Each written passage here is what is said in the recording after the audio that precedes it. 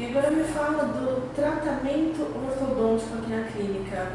Você sentiu diferença em relação aos outros tratamentos ortodônticos que você fazia fora por aí?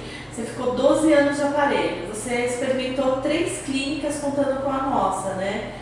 Então eu gostaria de saber qual é a diferença que você sente em relação a isso. Eu senti muita diferença na atenção, eu senti diferença na rapidez, na agilidade, foi ágil, diferente de outras vezes. Eu coloquei o aparelho e eu já notava a diferença, tanto que as fotos que eu procuro comparar são de antes de colocar o aparelho aqui. Até a posição dos dentes ficou melhor aqui.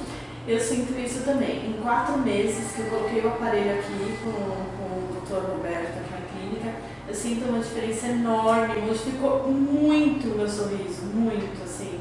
Em 4 meses, eu imagino assim, pra você que ficou antes, 12 anos, tratando antes, depois veio pra cá, esse período, eu imagino a diferença que você sentiu em relação às outras.